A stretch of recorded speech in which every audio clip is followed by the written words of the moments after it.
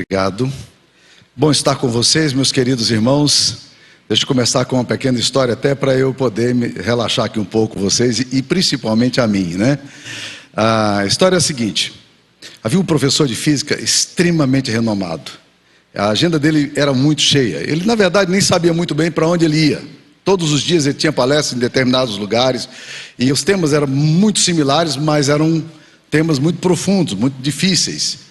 E ele foi ficando velho e lá pelas tantas ele já estava cansado de repetir as mesmas ideias, os mesmos conceitos, dar as mesmas aulas para auditórios diferentes, mas o mesmo conteúdo. E ele um dia estava voltando, e o motorista dele, fiel, andando com ele o tempo todo, ele estava voltando e o motorista disse: nós ainda temos uma palestra em tal lugar. Ele disse: rapaz, eu não aguento mais dar palestra, eu estou cansado. Ele disse: qual a palestra você daria lá hoje? Ele falou o tema, bem complexo. E o motorista dele disse: rapaz, fique tranquilo, essa palestra eu sei de cor, você já deu tantas vezes que eu já sou capaz de reproduzi-la aí, sem nenhuma dificuldade. E aí ele disse: você está brincando comigo? Ele disse: não, deixa que eu mando o recado direitinho.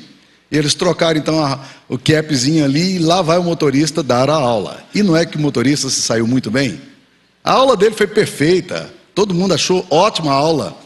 Até que um gaiato resolveu levantar as mãos e fazer uma pergunta. E ele não contava com aquela pergunta. E a pergunta era muito complicada. E ele não fazia a mínima ideia do que era a resposta.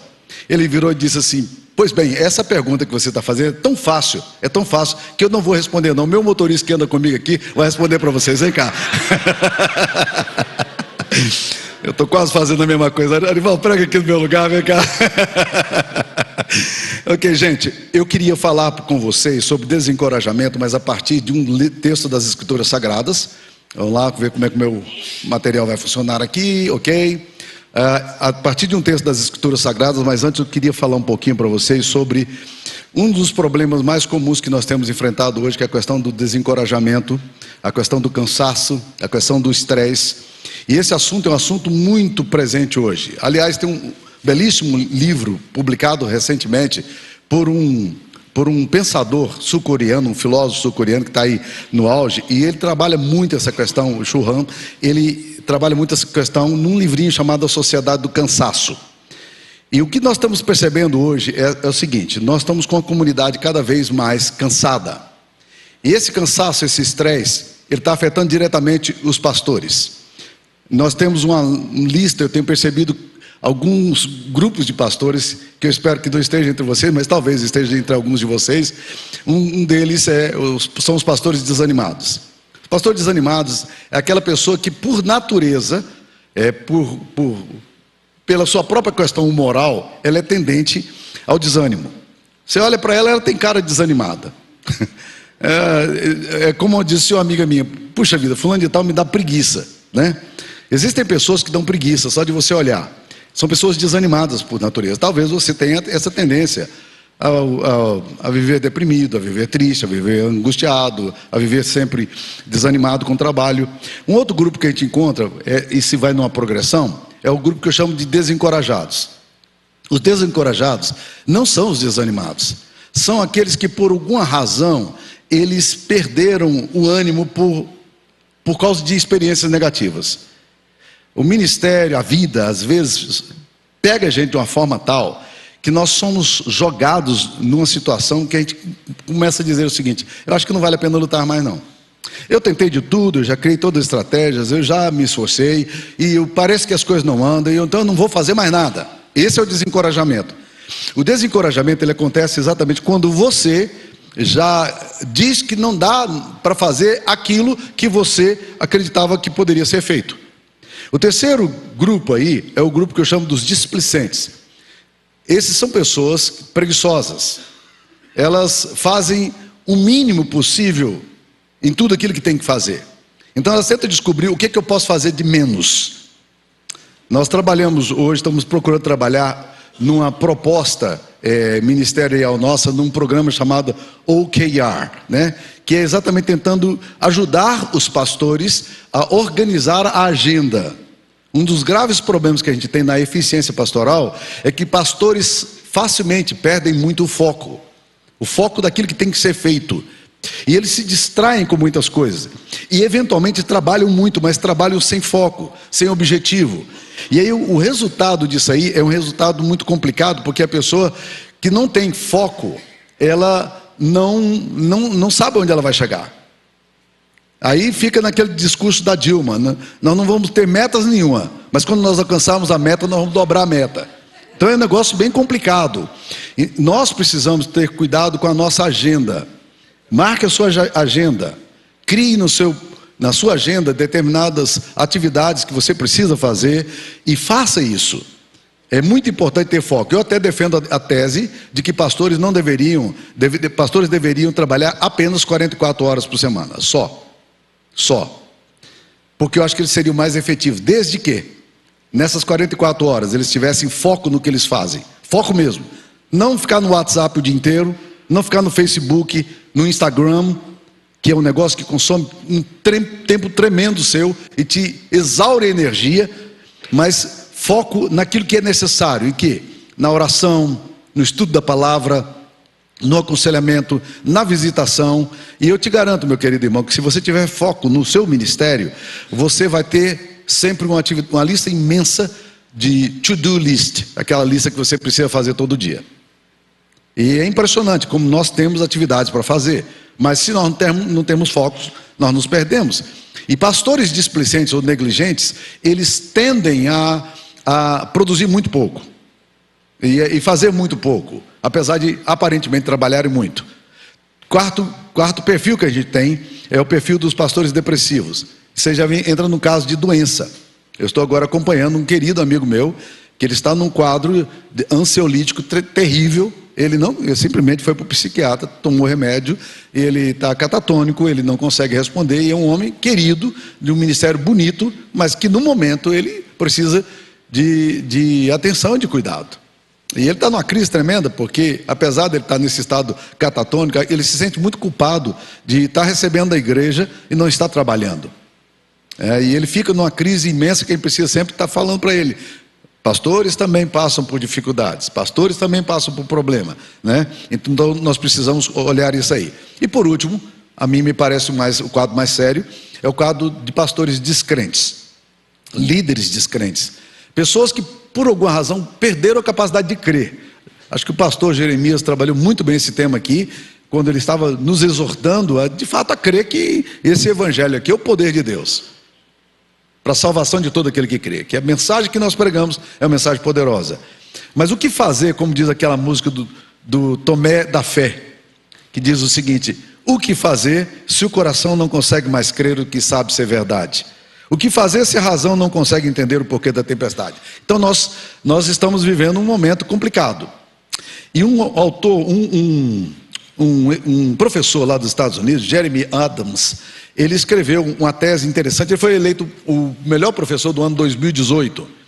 E ele escreveu um livro chamado A Geração Z, a Geração Zumbi, que é uma geração que poucas pessoas aqui pegam essa fase de idade, mas que já nos antecipa um problema histórico que nós teremos pela frente. Ele diz que a geração Z, essa geração que nasceu do ano 2000 para cá, e vocês, a boa parte daqui está bem longe disso aí, né? A boa parte aqui está na geração milenial, isso para não falar da geração Y, né?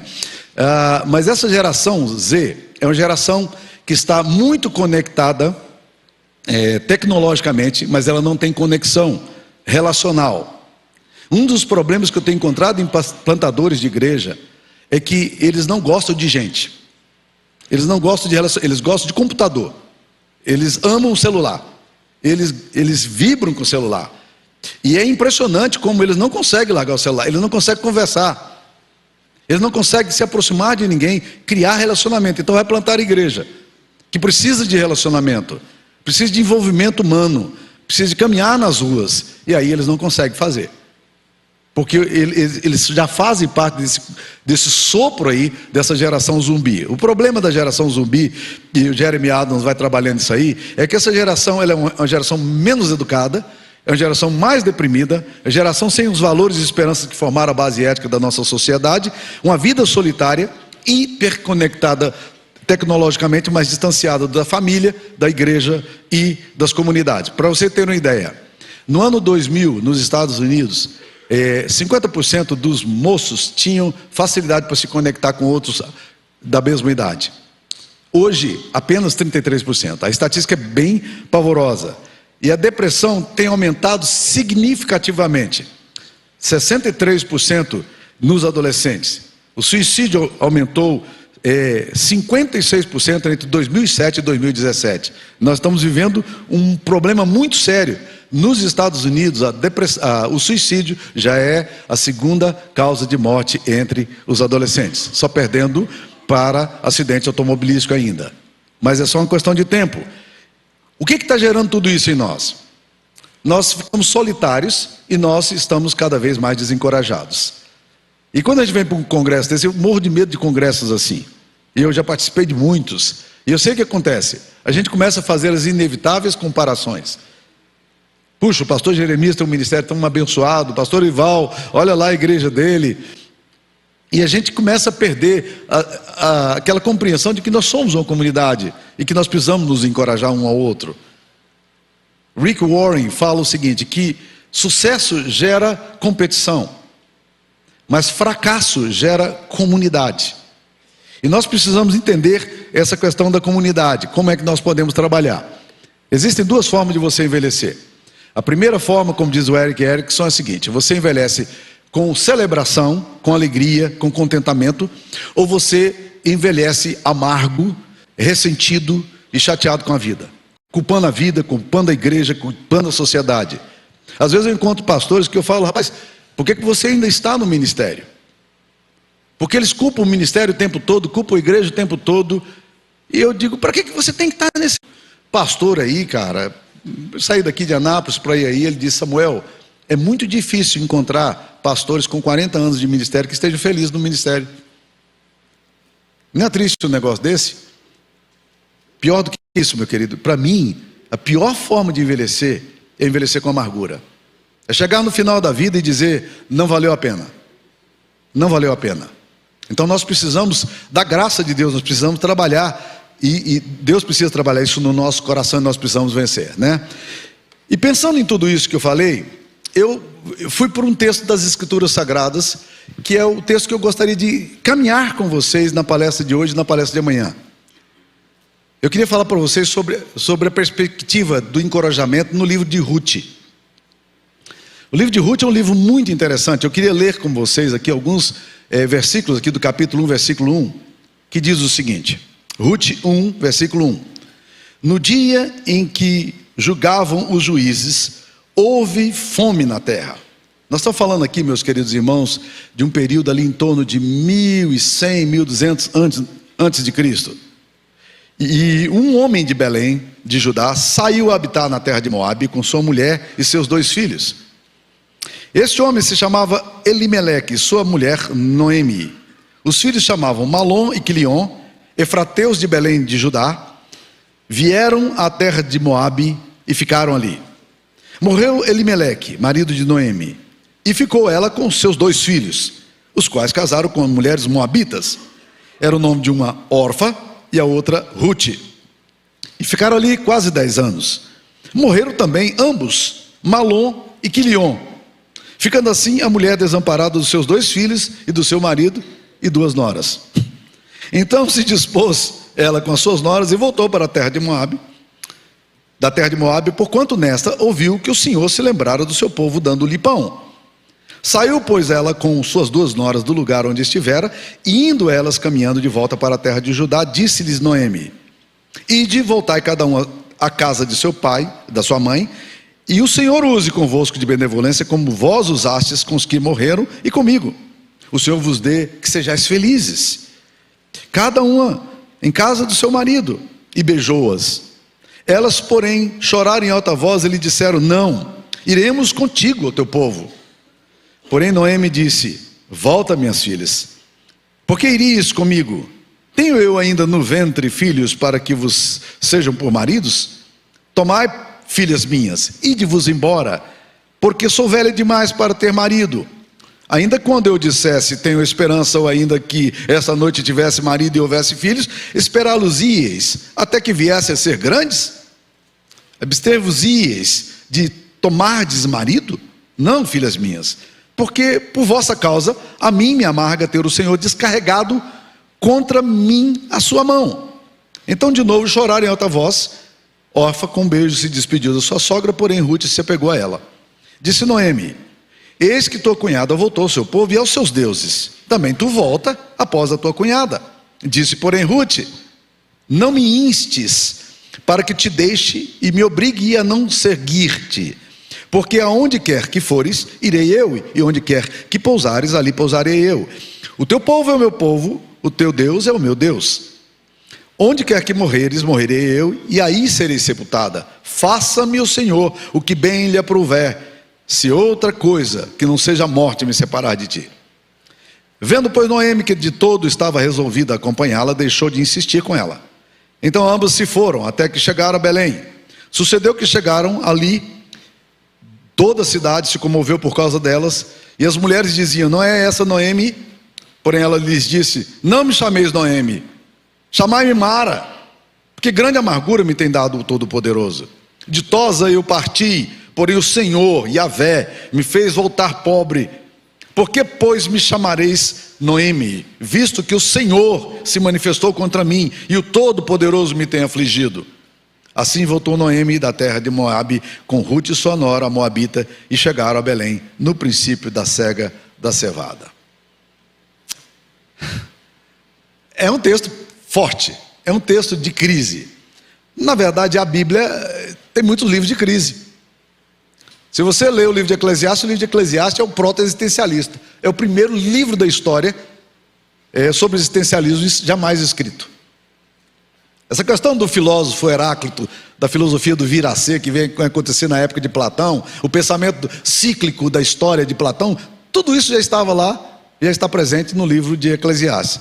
A ideia do niilismo, que brotou agora na década de 60, no existencialismo de Jean-Paul Sartre, de Heidegger, tudo isso já está lá no livro de Eclesiastes. O livro de Eclesiastes é um livro de crise. Na verdade, a gente não entende muito bem o livro de Eclesiastes, porque ele começa dizendo: vazio de vazio, diz o pregador, tudo é vaidade. Mas a palavra vaidade ali não significa vaidade no sentido de uma pessoa que gosta de usar uma roupa bonita, um metro mena, alguma coisa assim. Não. O termo vaidade ali é muito mais sério e complexo, porque ele vem de hevel, no hebraico, que significa bolha de sabão. A coisa que você olha, você pega, você diz: opa, esse negócio aqui está brilhando, e quando você encosta faz, estoura. É isso que ele está falando. Não tem nada consistente. Tudo que é sólido se desmancha no ar. Essa frase, na verdade, foi usada por Karl Marx também. É muito interessante pensar nisso, meus queridos irmãos. É um livro de crise. Vai para o livro de Abacuque. O profeta Abacuque está orando porque ele vê os inimigos vindo na direção, os assírios vindo na direção do povo de Israel, e diz: ó Deus, liberta o teu povo, ó Deus, resgata o teu povo, ó Deus, não permita essa tragédia. E Deus, em absoluto silêncio, até que Deus resolve respondê-lo. Ele diz: vede, maravilhai-vos, admirai-vos entre vós, porque faço entre vós coisa que nenhuma outra geração viu. Aí o profeta se encheu de uma alegria tremenda. Ele disse: glória a Deus, Deus me ouviu finalmente. E Deus disse: pois eis que eu suscito os caldeus, nação amarga e impiedosa, que varre a terra sem piedade. Deus demora para responder, e quando responde o contrário daquilo que ele pediu.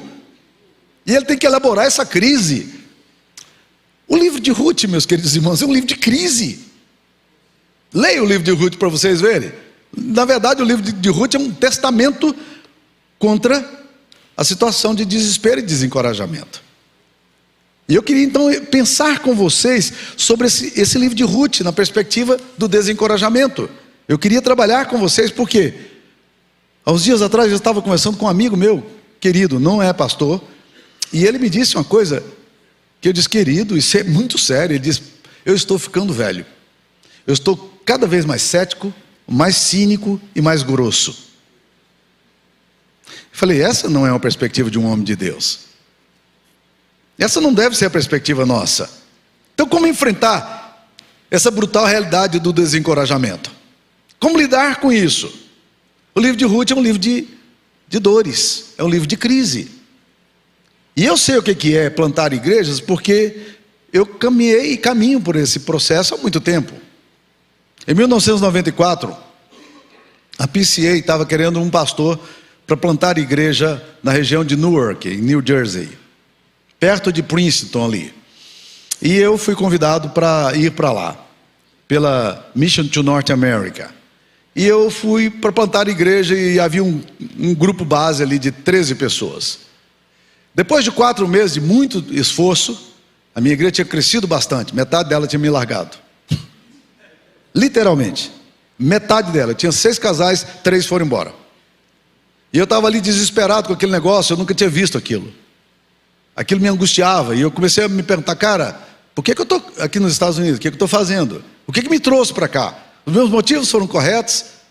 E a crise missiológica, missionária no coração, estou no lugar certo fazendo. Eu chegava na minha igreja, era pastor da igreja da Gávea no Rio, uma igreja que me amava, eu tinha um público certo para ouvir, chegava lá, não tinha ninguém para me ouvir.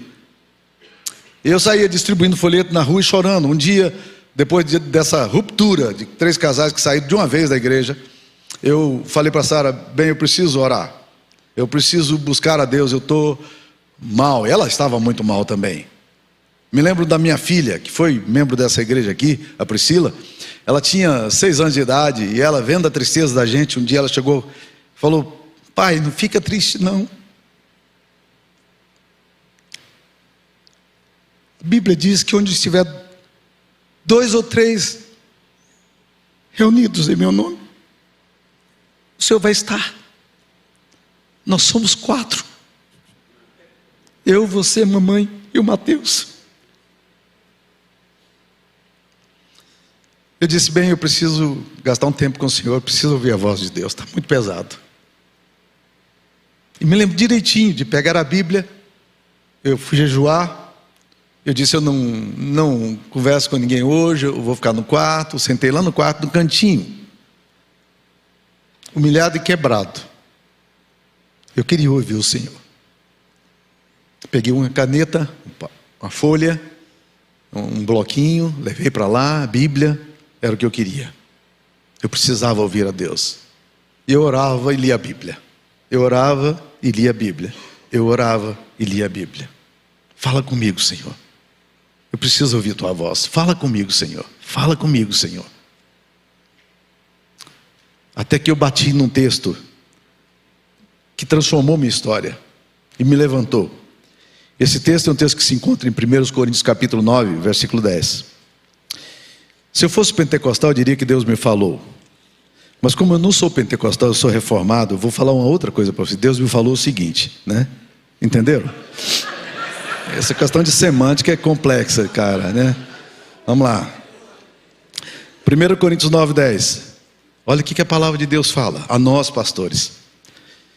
Ou é seguramente por nós que ele o diz, certo que é por nós que está escrito, pois o que lavra, cumpre fazê-lo com esperança, o que pisa o trigo, faça na esperança de receber a parte que lhe é devida. O que diz o texto aqui, meus queridos? Isso veio do meu coração como fogo. O que semeia, cumpre fazê-lo com esperança. E o Espírito de Deus começou a dizer para mim, Samuel, você não tem fé. Você não semeia com esperança. Você não tem expectativa de colheita. Você é um tolo. Qual é o lavrador que joga a semente no chão e não espera que o seu fruto, que a sua semente frutifique? Quem semeia tem que fazer com esperança.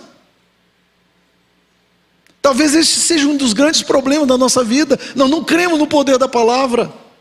Nós não cremos no poder do Evangelho. Nós não cremos nessa palavra que nós anunciamos e dizemos que é verdadeira.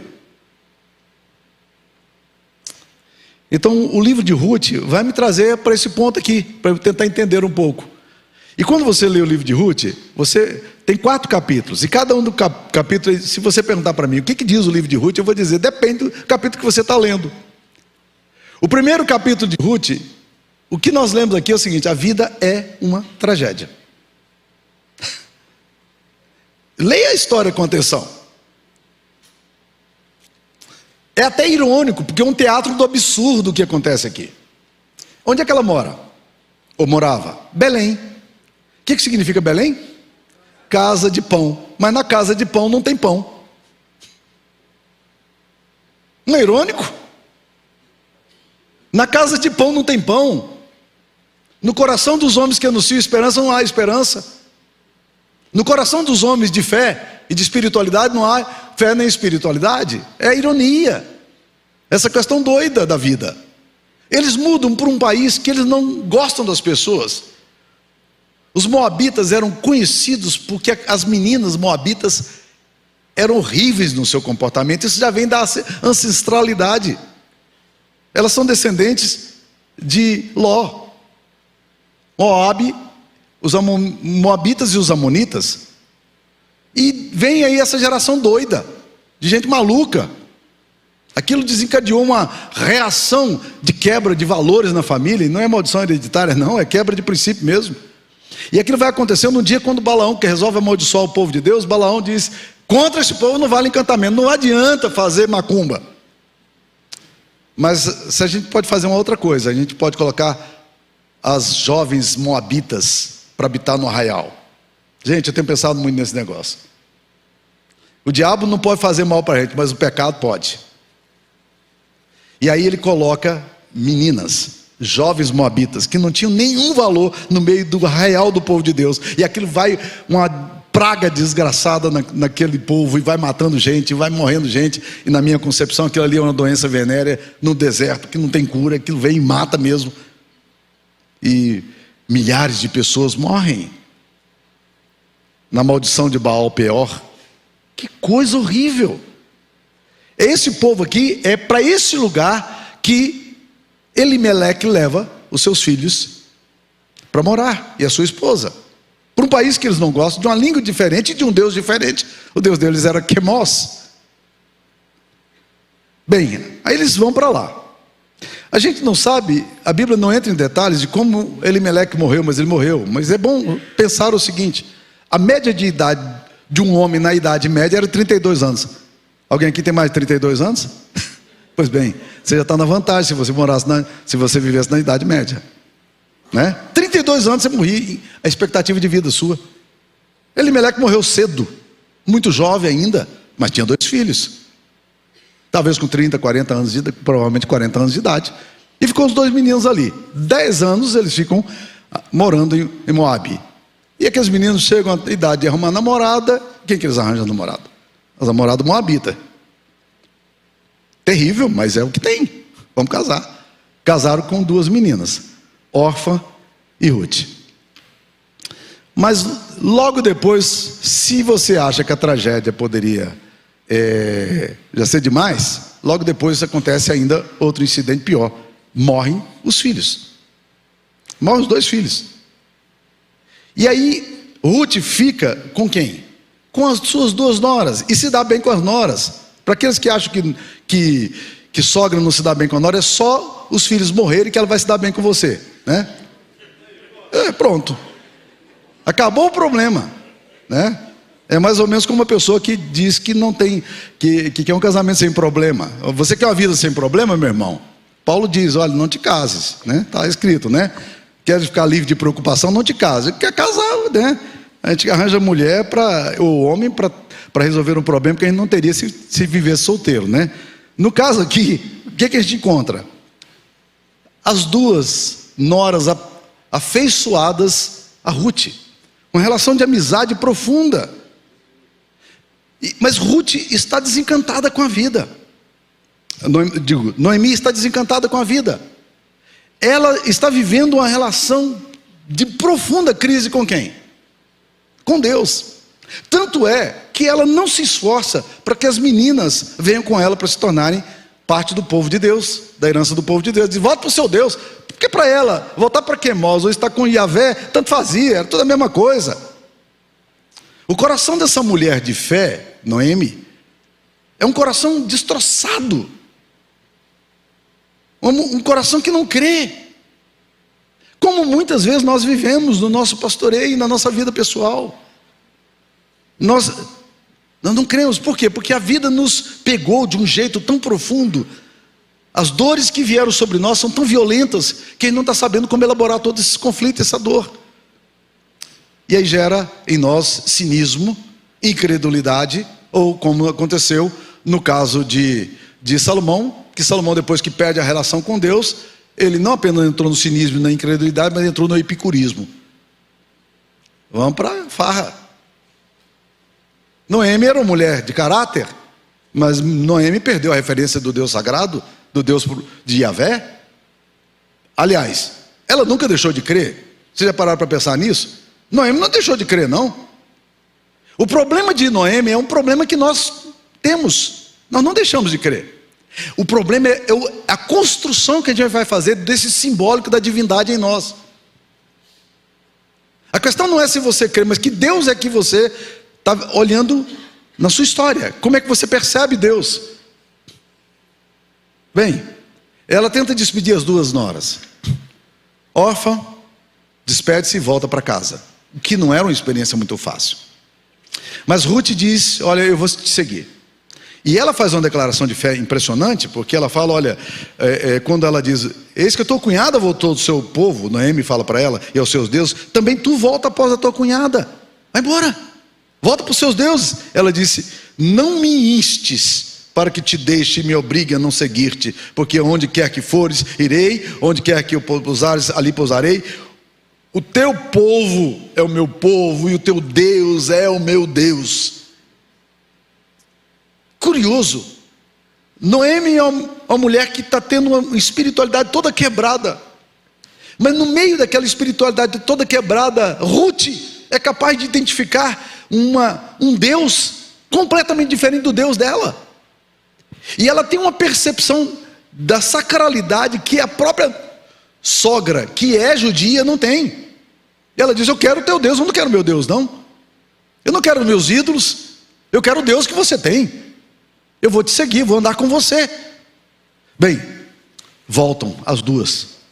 Estão caminhando, e aí entram na aldeia, entram na terra de volta. Belém era pequenininha. E aí quando estão entrando, Belém fica muito próximo de Jerusalém, 12 quilômetros de Jerusalém. Estão entrando ali e de repente as amigas identificam. Apesar das rusgas, apesar de todo o rosto marcado pelo tempo e pela dor, as amigas veem Noemi, que significa favorecida, pessoa alegre, abençoada. Elas correm para Noemi e falam: nossa, Noemi, que coisa boa, seja bem-vinda, que coisa maravilhosa. E elas encontram uma mulher completamente diferente daquela mulher que saiu. A história de vida dela vai levá-la para ela perceber a sua vida de uma forma profundamente fracassada. E o pior, para perceber o próprio Deus dela de forma estraçalhada. Porque quando as mulheres vêm alegre, cumprimentando e tal, aí é Noemi que já tinha falado. Olha que coisa interessante, no versículo 13, ela tinha dado um péssimo testemunho para suas noras, antes de Orfa sair. Ela diz assim: a mim me amargo ter o Senhor descarregado contra mim a sua mão. A mim me amarga que Yahvé tenha colocado sobre mim um peso, que o meu Deus tenha feito isso comigo. Mais uma vez, o problema de Noemi não é um problema de incredulidade. O problema dela é um problema parecido com o de Jonas. Lembra de Jonas? Jonas nunca deixou de crer em Deus. Quando Deus se aproxima dele na amargura dele e tenta conversar com ele, acontecem diálogos muito interessantes. E 2 diálogos aparecem lá no capítulo 4. No versículo 4, Deus chega para Jonas e fala assim: o meu profeta, o meu pastor, o meu plantador de igreja, por que você anda irado assim? Por que você está com o seu rosto assim? É razoável a tua ira? O jeito que você anda? No versículo 9, Deus vai perguntar de novo a Jonas a mesma coisa, do mesmo jeito. Só que agora, no versículo 9, Jonas já está preparado para responder a Deus. Aí quando Deus pergunta assim: é razoável a tua ira? Ele fala para Deus o quê? É razoável minha ira até a morte. Não foi isso, olha que loucura que nós construímos na nossa mente. Presta atenção, porque isso é um mecanismo inconsciente complexo que você pode desenvolver na sua história, uma relação de raiva contra Deus inconsciente ou consciente. Porque a sua vida é uma tragédia, porque as coisas não estão andando como você gostaria que andasse. E ele então fala para Deus: não foi isso que eu te disse? Nós já tivemos uma conversa sobre esse assunto. Não foi isso que eu te disse quando saí de lá? Quando o Senhor me mandou vir para cá? Porque eu sabia, e aí os pressupostos dele são muito interessantes. O que ele sabe sobre Deus? Vamos lá. Eu sabia que o Senhor era um Deus perdoador, clemente, misericordioso, que se arrepende do mal. Por isso me adiantei fugindo para Tarsis. Sabe por que eu me mandei? Porque eu não gosto do jeitão do Senhor. O que faz com missionários, plantadores de igreja, pastores, membros de igreja, quando eles começam a ter raiva de Deus? Não perde a fé, não. Continua crendo. Só que a relação aqui agora é uma relação ambígua. Alguns continuam crendo em Deus, mas com raiva de Deus. Há um tempo atrás eu estava lendo a história de um dos grandes cartunistas do Brasil, Milor Fernandes. Milor Fernandes era descendente de espanhóis. E os seus pais vieram para cá. Ele já nasceu no Brasil quando ele tinha 1 ano de idade. Caçulinha da família. Com mais 3 irmãos, 4 irmãos na família. O pai dele morre. A mãe, com 27 anos, tem que cuidar da família. A casa deles no Meia foi dividida ao meio para eles poderem alugar parte para poder ajudar o sustento da casa. E a mãe dele teve que se tornar costureira, mas o quadro não pararia aí. Porque aos 11 anos de idade, morre sua mãe também. Morre de câncer. E aí ele disse que foi morar com a avó, que morava no fundo do quintal do tio Francisco. E quando ele chega ali, ele descobre a dor do abandono, ao ver que o tio Francisco pegava o bife e colocava um bife no prato dos seus filhos, mas não dava para ele, que era órfão. Aí ele diz o seguinte: naquela hora eu cheguei à conclusão clara e inequívoca de que Deus não existe. No caso de Noemi, Noemi continuou crendo. Se você olha para o capítulo 1 aqui, a vida é uma tragédia. Aí as amigas chegam abraçando e cumprimentando Noemi. Olha lá no versículo 20. Olha que loucura, a resposta seca, grossa dela. Porém ela lhes dizia, e era uma coisa que insistia, ela falava sempre: não me chameis favorecida, agraciada, abençoada. Eu não sou. Chamai-me Mara. Por quê? Por que eu quero que vocês me chamem de Mara? Porque grande amargura me tem dado o Todo-Poderoso. O Todo-Poderoso poderia ter feito de forma diferente, mas não fez. E você acha que eu ainda quero que vocês me chamem de agraciada? De abençoada? Não. Eu sou Mara. E o texto é interessante, quando ele frisa, ela lhes dizia. Não era uma coisa assim, uma frase solta que ela... Não, é uma coisa enfática. Era a palavra dela, quando fala Noemi. Não, meu nome mudou. Eu não sou Noemi coisa nenhuma. Eu sou Mara, é assim que eu quero que vocês saibam que eu sou, porque Deus arrebentou com a minha vida. A mão do Senhor veio sobre mim. Essa vida é uma tragédia. Olha o versículo 21. Ditosa eu parti. O que não é verdade, ela não saiu ditosa. Ela saiu no meio de uma depressão financeira. Ditosa eu saí, porém o Senhor me fez voltar pobre. Por que, pois, me chamareis Noemi, visto que o Senhor se manifestou contra mim e o Todo-Poderoso me tem afligido? Assim voltou Noemi da terra de Moabe com Ruth, sua nora moabita, e chegaram a Belém no princípio da cega da cevada. A vida é uma tragédia. Se você ler o capítulo 1, é isso aqui. Se nós encerrássemos aqui a história desse livro de Ruth, pararíamos no trágico relato da vida de Noemi e teríamos aqui uma péssima reflexão para voltar para casa. Então vamos para o capítulo 2, quem sabe o capítulo 2 melhore. Vamos lá. O capítulo 2 vai falar outra coisa. Olha lá.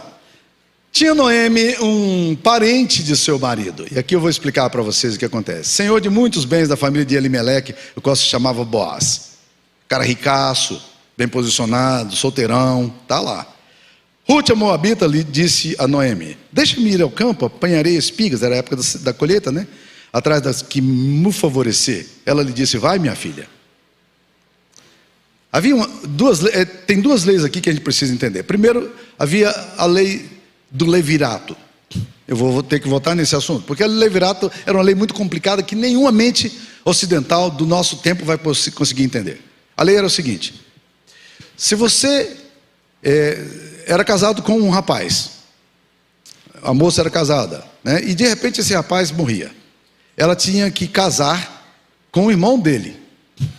Mas o filho que nasceria desse novo marido não seria filho desse novo marido, ele seria filho do marido antigo que já morreu. Complicado, né? Ah, mas se morresse o terceiro, se morresse o outro também, ela ia casar de novo para suscitar descendência. É a lei do levirato. Outra lei que tem aqui é a lei da colheita. O povo judeu deixava a comida e não podia voltar para ir recolhendo aquilo que sobrava da colheita. Ele tinha que deixar para trás para que os pobres colhessem. Lei bonita, né? Eu acho linda essa lei. Essa lei é fantástica. A lei de cuidado com os pobres, né? Ruth chegou, não tem o que comer, ela disse: Noemi, eu vou para o campo para colher. Agora olha o versículo 3. Ela se foi, chegou ao campo e apanhava após os segadores. Preste atenção. Por casualidade, risca sua Bíblia aí, se você gosta de riscar. Por casualidade entrou na parte que pertencia a Boaz, a qual era da família de Elimeleque. Por casualidade. O que esse texto está dizendo? De todos os campos de Belém, por acaso, ela cai no campo do seu resgatador Boaz. Isso nos dá uma ideia superficial, quando nós lemos o texto, de que parece que a vida é isso mesmo, sabe? A vida é assim. A vida, as coisas acontecem, você não sabe porquê, as coisas às vezes acontecem, mas você nem entende porquê. Se eu tiver sorte, se a vida me favorecer, se o sopro vier para o meu lado. Lembra daquele filtro solar do Tim Cox, que foi narrado aqui pelo Pedro Bial no Brasil, né? Filtro solar, lindíssimo o texto, né? Ele fala assim: talvez você se case, talvez não, talvez tenha filhos, talvez não, talvez se divorcie aos 40, talvez dance ciranda nas suas bodas de diamante. Quem sabe a vida, olha, vai depender, sabe de quê? Algumas pessoas dão sorte, cara. Algumas pessoas vão para um lugar e era o lugar certo, encontram com as pessoas certas, na hora certa, e aí a vida certa. Por quê? Fez o casamento certo, encontrou amigos certos, criou relacionamentos certos. Mas tudo isso que aconteceu é assim, uma caixinha de surpresa, ninguém sabe exatamente o que vai acontecer. E o texto aqui me chamou a atenção exatamente por isso, porque o texto diz que entrou por casualidade, que é uma coisa meio diferente nas escrituras sagradas, que sempre faz questão de dizer que a vida é regida por uma providência sábia e amorosa. Mas quando você lê o capítulo 2, parece que o texto tenta mostrar que talvez você acerte, cara, talvez você se dê bem. Eclesiastes capítulo 9, versículo 11, no seu pessimismo lá, o pregador fala uma coisa muito interessante. Ele fala assim: tudo depende do tempo e do acaso. Óbvio, a gente sabe que quando ele disse isso, o correlete estava completamente afastado de Deus. Mas ele olha para a vida e diz: olha, depende muito do acaso, depende muito de dar certo, dos encontros que você vai ter, do casamento que você vai ter, da faculdade que você vai, do trabalho que você entra. Depende. Você vai dar certo ou não? Não sei, quem sabe, talvez, quem sabe. Essa relação muitas vezes está muito complicada na nossa vida. Nós achamos que a vida é essa vida da casualidade. Não há providência, é um jogo de dados. Lá está o solteirão desejado. Boaz era boa pinta, cara. Boaz, toda menina queria casar com aquele cara. E ele era durão. Ele não casava. Os anos foram passando, não aparecia um pretendente. Mas olha o que acontece. Por casualidade, ela entra no campo de Boaz, que é o resgatador dela. Alguém disse uma vez: pastor, como é que esse negócio de jogar dados aí na Bíblia? Porque a Bíblia tem alguns incidentes de jogar dado, né? Vamos escolher o jogar dado aqui para ver se dá. Jonas é assim, né? Vamos jogar dado, ver se funciona. E eu li uma vez uma frase fantástica do Ravi Zachariah, que ele fala o seguinte: Deus controla até os dados. Deus controla até os dados. Então, olha aqui, ela entra no campo de Boaz, aquele solteirão, e quando o cara olha para aquela mulher, olha a pergunta que ele faz. Ruth devia ser muito bonita, muito atraente, porque no versículo 5 ele perguntou Boaz ao servo encarregado do segador: de quem é essa moça?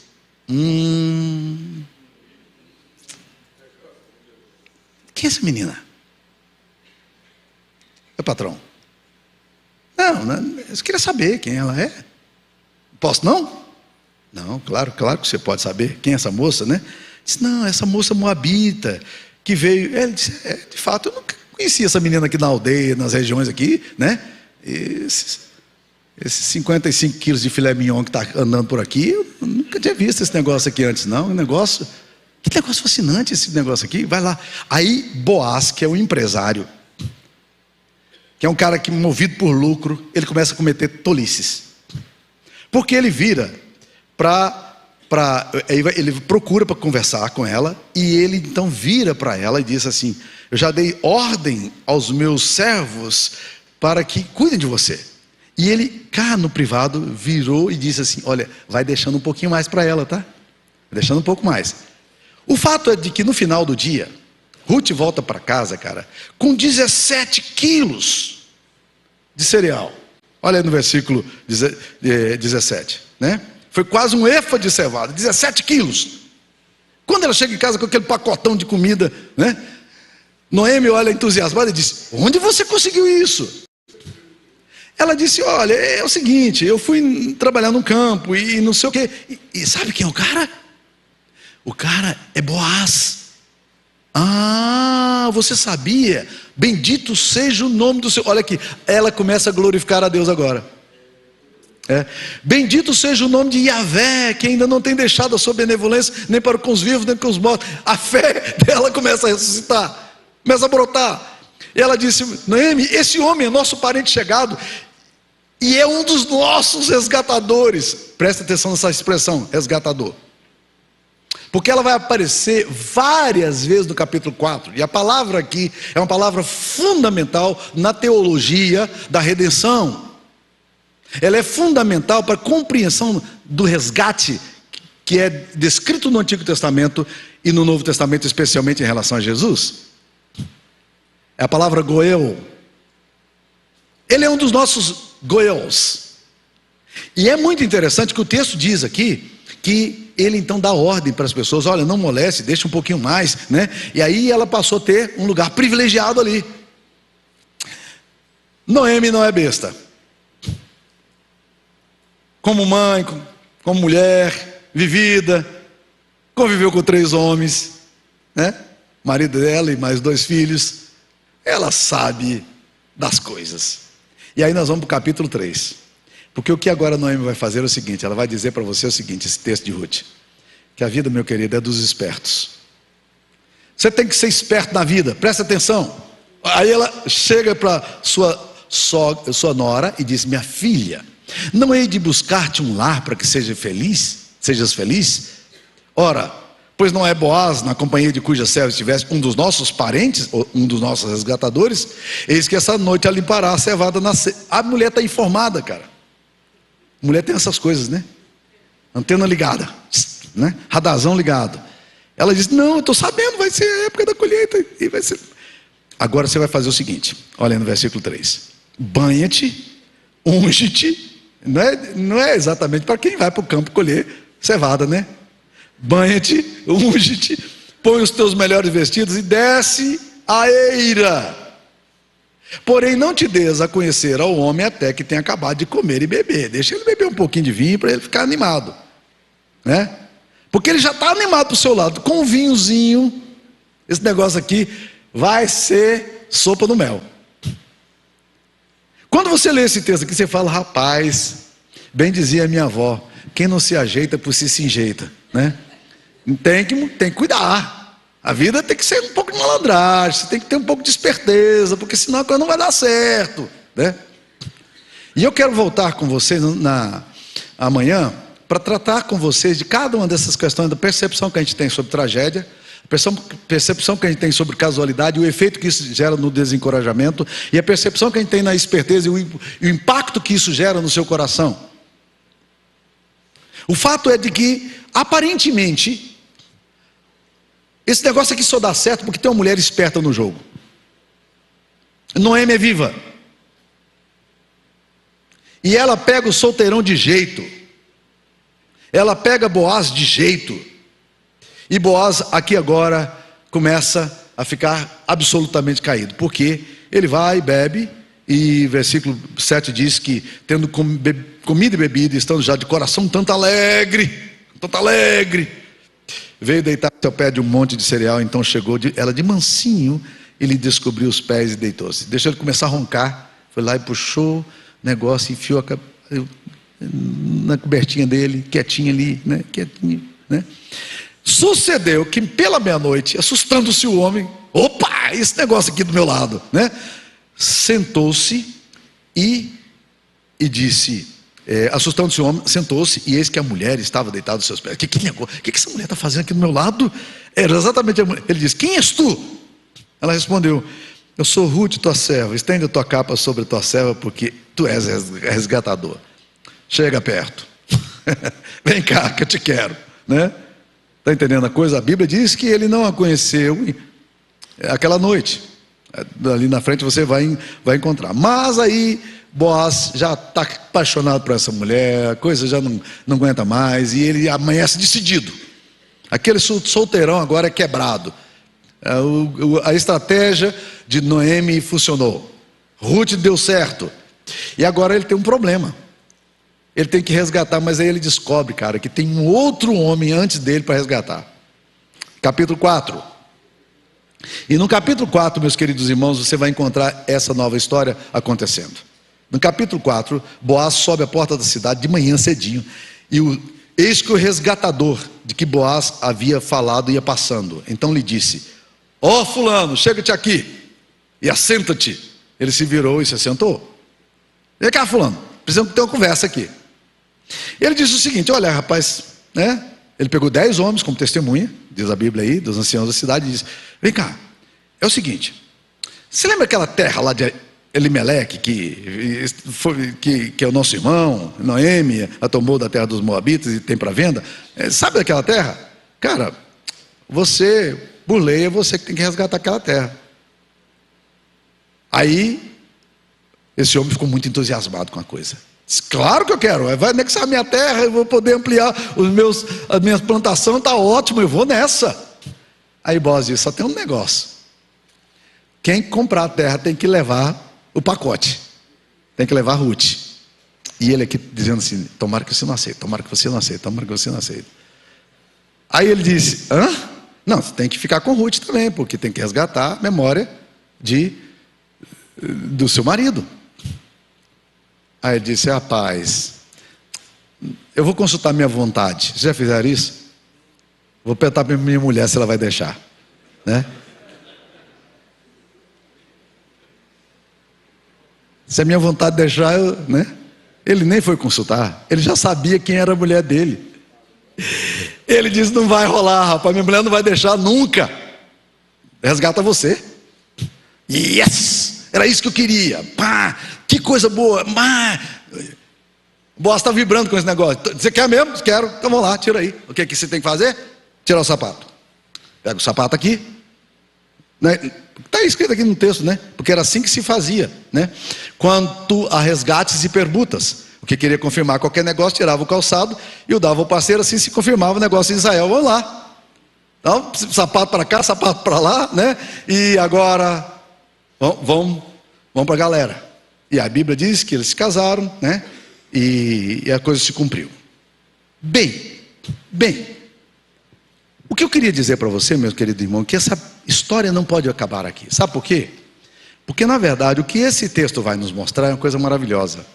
É que o texto vai apontar para o fato de que Deus está no controle de todas as coisas. Vamos prestar atenção no que vai acontecer. Boaz se casa com Ruth. E a Bíblia diz aí no versículo 3: assim tomou Boaz a Ruth e ela passou a ser sua mulher. Coabitou com ela e o Senhor lhe concedeu que concebesse e tivesse um filho. Então as mulheres disseram a Noemi, a favorecida: seja o Yahvé bendito, que não deixou hoje de te dar um neto que te será seu resgatador, e seja famado em Israel o seu nome. Ele será restaurador da tua vida e consolador da tua velhice, pois tua nora, que te ama, o deu à luz, e ela te é melhor do que 7 filhos. Aí a Bíblia diz: Noemi tomou o menino e o pôs no regaço e entrou a cuidar dele. As vizinhas lhe deram o nome, dizendo: a Noemi nasceu um filho. E lhe chamaram Obed. Sabe o que significa a palavra Obed? Certo. Está tudo certo.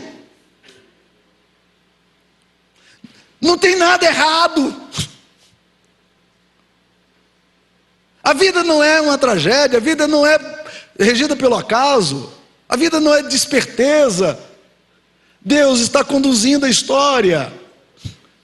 Agora presta atenção, meus queridos irmãos, porque o que está para vir no texto é a coisa mais fantástica da Bíblia e da vida, porque o texto diz o seguinte: que Obed, versículo final, o último versículo, Obed gerou a Jessé e Jessé gerou a Davi. Sabe quem é Obed? Ele é o avô de Davi. Ele é o avô de Davi. Meu neto está para nascer nos Estados Unidos, meu segundo neto. Eu estou aguardando notícias, fico sempre conferindo. Minha filha começou a ter um processo do parto essa semana, e a expectativa, minha esposa já está lá, a gente fica tentando descobrir. Ele está nascendo nos Estados Unidos. E se esse neto que eu abraço for o presidente dos Estados Unidos, como é que eu me sentiria? É impossível? Não, não é impossível não. Agora o que surpreende o texto, meus queridos irmãos, é que Noemi, a mulher que diz que Deus pisou nela, que Deus arrebentou com a vida dela, a quem ela despeja toda amargura e ódio contra Yahvé, esse Deus é o Deus que restaura a vida dela. É esse Deus aqui agora que lhe dá o privilégio de abraçar. E muito provavelmente Noemi não teve a oportunidade de ver, mas já imaginou se Noemi viveu o tempo todo para um dia ver o seu neto assumindo o reinado em Israel, o rei mais querido, o mais querido da história de Israel, o rei mais amado por Deus, o homem mais especial de Israel. A sua história, meu querido irmão, não parou, sabe por quê? Porque esse texto aqui, meus irmãos, vai nos remeter a duas coisas fantásticas. Primeiro, esse texto é sobre soberania de Deus. Quando Noemi, Mara, abraça aquela criança, ela jamais poderia imaginar o que Deus poderia estar fazendo com ela. Isso aqui, meus queridos, é um sorriso escondido de Deus. John Piper disse que o sofrimento é mais ou menos assim, um sorriso escondido de Deus, né? É um sorriso escondido de Deus. É Deus olhando para Noemi, abraçando e dizendo: ei, mas você é tola mesmo, hein? Você acha que você está feliz com o seu netinho no colo? Você nem imagina, Noemi. Eu tenho mais para te dar. É mais do que isso, Noemi. Esse homem é o avô de Davi. Mas esse texto aqui não fala só para Noemi, fala também para Ruth. Por quê? Porque Ruth, meus queridos irmãos, vem de onde? Vem de Moabe, de uma nação idólatra, adoradora de Quemós, de famílias de péssima reputação moral. Essa menina aqui agora, meus queridos, se tornará a avó de Davi. Mas não para aqui não. Porque a bênção de Deus, e vocês precisam ler um livro de Susan Hunt, chamado A Graça que Vem do Lar, foi publicado pela Casa de Cultura Cristã, principalmente para você que tem dúvidas sobre batismo de criança. Precisa ler essa questão do pacto geracional, ou generacional, como alguns preferem. Por quê? Porque a bênção de Deus vai continuar na vida de Ruth, essa menina que se converte ao Deus de Israel. E surpreendentemente, o que a gente percebe quando a gente abre a genealogia de Mateus? Quem que está lá? Ruth. Não aparece o nome de nenhuma mulher virtuosa na genealogia de Cristo. Já pararam para pensar nisso? É o triunfo da graça, meu irmão. É como se Deus estivesse ironizando da nossa moral tola. Ele coloca ali Tamar. Tamar é uma mulher o quê? Que teve 2 filhos com seu sogro. Que ironia, para que o nome dessa mulher na genealogia? Mas ali também está Batseba, que é a Mônica Lewinsky de Davi. Aparece lá o nome dela, Batseba. Mas tem uma figurinha lá pior ainda, gente. Raabe, prostituta de carteirinha. Está lá na genealogia de Jesus. E aparece quem? Ruth. 4 mulheres. Por que não colocou Sara? Por que não colocou o nome de Rebeca? De outras mulheres virtuosas que apareceram na Bíblia? Por que tem que o nome de só dessas mulheres que não prestam? É como se Deus dissesse: olha, não é sobre você, é sobre mim. É eu que faço. É a graça. O que nós vemos no livro de Ruth é um texto sobre a graça. Um Deus que governa graciosamente a história e está conduzindo a história da gente de uma forma que você aí no meio da sua tragédia, achando que a vida não faz sentido, achando que a vida é coisa de esperteza e que tem que ser malandragem, tem que ter malandragem, e você não está entendendo, você não está pegando o ponto, você não está entendendo o Deus de Israel. Esse texto aqui é uma desconstrução da religiosidade. Esse texto aqui é uma das melhores formas da gente entender como o Evangelho opera. Ele é riquíssimo para uma compreensão do Evangelho. Mas vamos lá, não para aqui. Vamos voltar à figura do Goel. Quem é o nosso resgatador? Jesus Cristo é o nosso resgatador. A Bíblia diz que Ele nos resgatou da maldição da lei. Mas 1 Coríntios 6:20 vai: pois foste comprado por preço de sangue. Vocês foram comprados. Ele resgatou vocês. Que coisa maravilhosa. Foi lá e pagou o meu preço. Pum. Resgate. Eu sou justificado porque eu sou dele. Eu sou filho amado. Ele me escolheu antes da fundação do mundo. Eu não tinha nenhuma virtude. Ele me amou. Esse texto aqui, meus queridos irmãos, é sobre Jesus. É sobre o Evangelho. Cristo nos resgatou do fútil procedimento que nossos pais nos legaram. Cristo nos resgatou da memória esquecida, do fracasso, como fez aqui. Cristo nos resgata aqui do fracasso histórico, como imigrante, viúva, dor, esquecimento.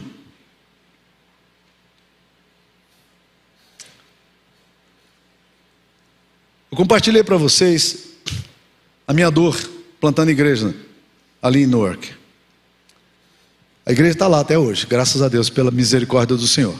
Temos uma igreja, um templo construído, uma comunidade forte, vibrante, graças a Deus. Tempos depois a missão me levou para trabalhar em Boston. Eu fui pastorear em Boston num projeto já multicultural. Já não era só étnico, mas multicultural.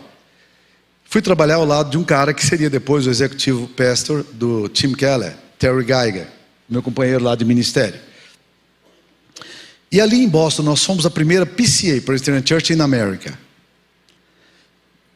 Éramos uma igreja basicamente de imigrantes, com cerca de 20 americanos. Quando Terry saiu, nós fomos a Norte Carolina do Norte, trouxemos um outro pastor, Rick Downs, para substituí-lo. E Deus começou a fazer um ministério maravilhoso ali naquela região. No tempo que eu estive ali, nós plantamos uma igreja em Framingham, que é a maior igreja da região de Framingham, onde 20% da população é brasileira. O melhor templo da cidade é o pastor Manuel de Oliveira, que é pastor dela. Foi uma congregação que nós plantamos quando nós estávamos lá. Nós plantamos uma igreja em Marlboro, uma belíssima igreja lá hoje. Nós plantamos uma igreja em East Boston, que se fundiu posteriormente com a igreja de que eu era pastor, mas foi plantada no meu tempo. Plantamos uma igreja em Connecticut, que está lá até hoje, né? Mas o que mais surpreende quando a gente olha a história nossa hoje é o que Deus fez com o lado americano da congregação. Hoje nós somos 16 igrejas que saíram da igreja Cristo Rei, ou Christ the King. 16 igrejas americanas e 5 igrejas brasileiras. Na minha dor e no meu choro, aquele dia que eu me sentei calado lá no quarto, eu jamais poderia imaginar o que é que Deus estava querendo fazer com a minha história. E a bênção que Deus me daria de alegria de poder relatar isso aqui para vocês hoje. Você está no seu campo hoje, desanimado, desencorajado, abatido. Semeie com esperança, meu irmão. Semeie com esperança. Você não sabe quem é que está sentando no seu colo hoje. Quem é que Deus está te dando como ovelha hoje?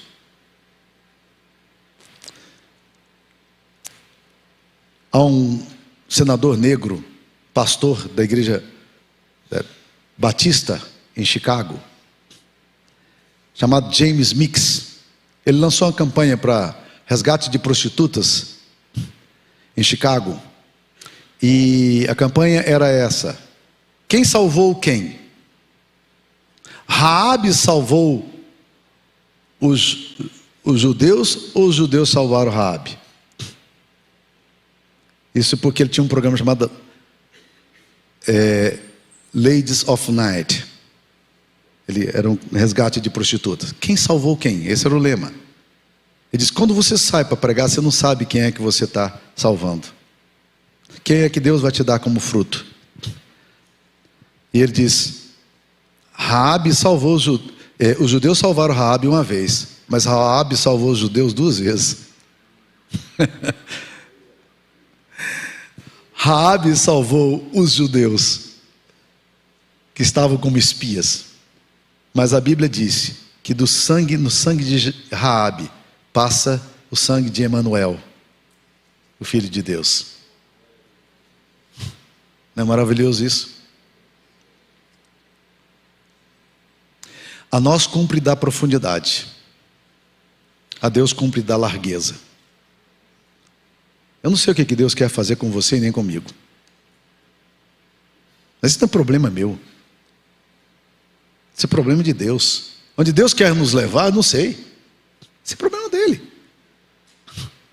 Mas nós precisamos dar profundidade ao nosso ministério. Nós precisamos semear com esperança. Nós precisamos fazer com fé. A vida não é uma tragédia, não. A vida é regida por um Deus soberano. E quando você passa a sua dor aí agora, talvez você possa rir no canto da boca e dizer: Deus, eu não estou entendendo nada. Está tudo tão confuso. Mas uma coisa eu sei: eu não estou na mão do acaso. E nem sou subproduto das circunstâncias. Eu estou na mão de um Deus soberano, de um Deus amoroso, de um Deus providente, que tem o seu olhar lá na frente e que está me levando para onde Ele quer que me levar. Presta atenção. Existem 2 princípios de missiologia que nós precisamos decorar. O primeiro axioma de missiologia é o seguinte: Deus é o iniciador de missões. Na Bíblia você não vê um povo missionário, você vê um Deus missionário. Você não vê Israel mobilizado para evangelizar o mundo. Você vê um Deus apaixonado pelo mundo. No Novo Testamento também você não vai ver a igreja, a não ser o primeiro agente missionário que existe na Bíblia foi a perseguição, Atos 8. Todos estavam em Jerusalém, ninguém queria sair de Jerusalém. Deus manda perseguição, eles saem para pregar o evangelho. O agente missionário é perseguição. A igreja está acomodada, ninguém quer sair. Mas é Deus quem toma a iniciativa de construir. Esse é o primeiro princípio. Então, o primeiro princípio: Deus é o iniciador de missões. Mas presta atenção no segundo princípio, que é igualmente importante. Presta atenção. Se você não lembrar de mais nada do que eu falei hoje, você precisa lembrar disso. O segundo axioma de missiologia é o seguinte: Deus precede o missionário no campo. Deus precede o missionário no campo. Deus estava lá onde você agora está, muito antes de você chegar. Você foi para lá, para esse lugar, que hoje você olha muitas vezes desanimado. Você foi para lá porque Deus quis que você estivesse lá. É nesse lugar que Deus quer você. Nesse momento da história que Deus quer você. Deus levou você para esse lugar e já estava lá antes de você. A Bíblia diz que creu todos quantos foram destinados para a vida eterna, Atos 13:48. Você prega, vai crer quem? Aqueles cujo espírito já é movido por Deus, é Deus fazendo a obra lá. Então para de ficar com incredulidade no teu coração. Você é instrumento, e Deus quer usar você. Eu queria que você curvasse a sua cabeça. Eu queria orar por você e queria que você orasse por você. A resposta que você tem que dar a Deus é a seguinte: em que Deus me interpela aqui, nesse dia, por tudo que ouvimos até aqui? Onde é que eu estou sendo interpelado? O que eu estou esquecendo da minha história? Por que eu tenho andado tão irado, tão triste? Por que essa raiva contra o eterno?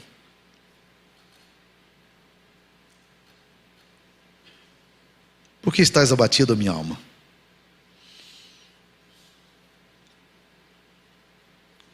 Por que eu prego tanto sobre soberania de Deus, mas eu não creio em nada de soberania de Deus? Ainda vivo como um pequeno dado que é lançado sem propósito na história. Peça a Deus para Deus te dar profundidade nessa compreensão da palavra do Senhor. Olhe com fé o que Deus está te dando. Creia.